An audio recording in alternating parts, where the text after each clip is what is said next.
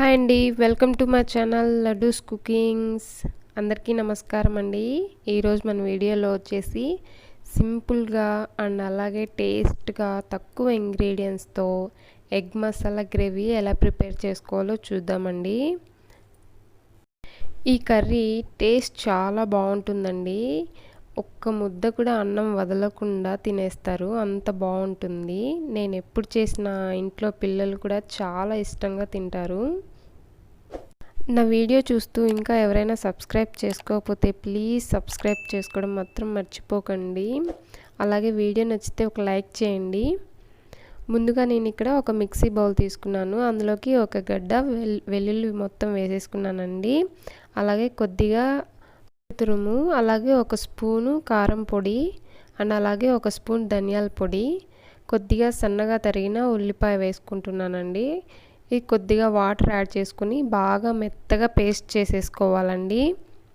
ఇక నేను చూపిస్తున్నాను కదా, ఈ విధంగా బాగా మెత్తగా పేస్ట్ చేసేసి పక్కన పెట్టేసుకోవాలి. ముందుగా ఎగ్స్ని ఉడకపెట్టేసి పెట్టుకోవాలండి. ఇలా ఉడకపెట్టి పెట్టుకున్న తర్వాత నేను ఇక్కడ ఎగ్ తీసుకొని చాక్తో ఇలా స్ట్రైట్గా ఒక 3 లైన్లు వేసుకుంటున్నానండి. ఇలా వేసుకోవడం వల్ల ఎగ్కి మసాలా అనేది బాగా పడుతుందండి. ఇలా అన్నీ కట్ చేసి పక్కన పెట్టేసుకోవాలి. స్టవ్ మీద కడాయి పెట్టేసుకొని అది కొద్దిగా హీట్ అయిన తర్వాత ఒక 2 స్పూన్ల ఆయిల్ వేసుకుంటున్నానండి. ఆయిల్ వేసుకున్న తర్వాత ఆయిల్ కొద్దిగా హీట్ అవ్వాలి. హీట్ అయిన తర్వాత ఇందులోకి ఒక స్పూన్ ఆవాలు, అలాగే ఒక స్పూన్ మినపప్పు వేసుకుంటున్నానండి. ఇవి కొద్దిగా వేగిన తర్వాత ఇందులోకి ఒక కప్పు సన్నగా తరిగిన ఉల్లిపాయలు వేసుకొని అవి బాగా కలిపేసేస్తున్నానండి. ఆయిల్లో బాగా వేగాలి. అలాగే ఒక 2 రెమ్మల కరివేపాకు వేసేసుకొని కరివేపాకు కూడా బాగా వేగనివ్వాలండి. ఉల్లిపాయలు కొద్దిగా ఎర్రగా వేగేంత వరకు వేయించేసుకోవాలి. ఇలా వేయించిన తర్వాత నేను ఇక్కడ సన్నగా తరిగిన ఒక పెద్దది టమాటా కట్ చేసి ఇలా తీసుకుంటున్నానండి. టమాటాలు కూడా మెత్తగా మగ్గిపోయేంత వరకు బాగా కలిపేసేసుకోవాలండి. ఇక్కడ నేను చూపిస్తున్నాను కదా, ఈ విధంగా. టమాటాలు త్వరగా మగ్గాలంటే సాల్ట్ వేసేసుకోవచ్చు కొద్దిగా. ఇలా మెత్తగా మగ్గిపోయిన తర్వాత ముందు మనము మిక్సీ పట్టి పెట్టుకున్నాం కదండి మసాలా, ఆ మసాలా తీసేసుకొని మొత్తం అంతా వేసేసుకోవాలి ఇందులోకి. ఇలా అంతా వేసేసుకున్న తర్వాత ఈ మసాలా పచ్చి వాసన పోయేంత వరకు బాగా వేయించుకోవాలండి.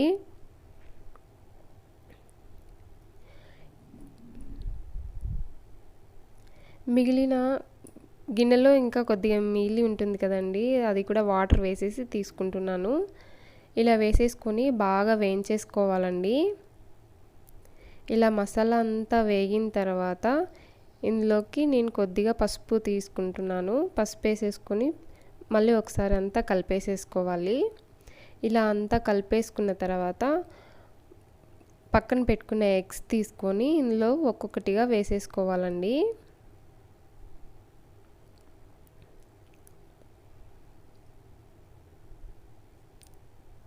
ఇలా అన్ని ఎగ్స్ వేసేసుకొని మొత్తం మసాలాలో అంతా పట్టేలాగా బాగా కలిపేసేసుకోవాలి.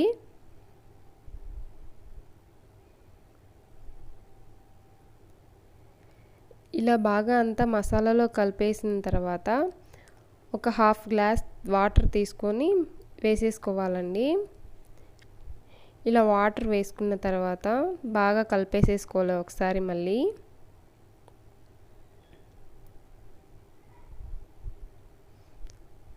ఇలా కలుపుకున్న తర్వాత రుచికి సరిపడా సాల్ట్ వేసుకోవాలండి.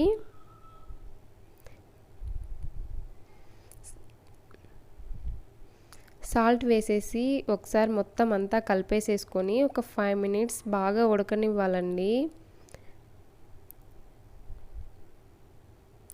ఇలా ఉడికేటప్పుడు నేను ఒక 1/2 స్పూన్ చికెన్ మసాలా యాడ్ చేస్తున్నానండి. చికెన్ మసాలా వేయడం వల్ల టేస్ట్ ఎగ్ కర్రీకి ఇంకా చాలా బాగుంటుంది. ఇష్టం ఉన్న వాళ్ళు వేసుకోవచ్చు, లేదా స్కిప్ చేసేయచ్చు.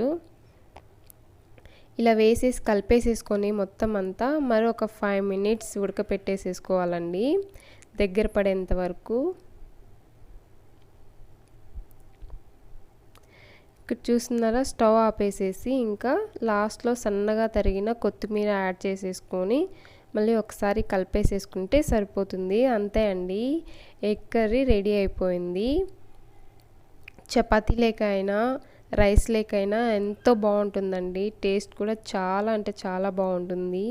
మీరు కూడా ఒకసారి ట్రై చేసి కర్రీ ఎలా వచ్చిందో నాకు కామెంట్ చేయండి. అలాగే నా ఈ వీడియో కనుక మీకు నచ్చినట్లయితే ప్లీజ్ లైక్ చేసి షేర్ చేసి సబ్స్క్రైబ్ చేసుకోవడం మాత్రం మర్చిపోకండి. Please subscribe my channel Laddus cookings.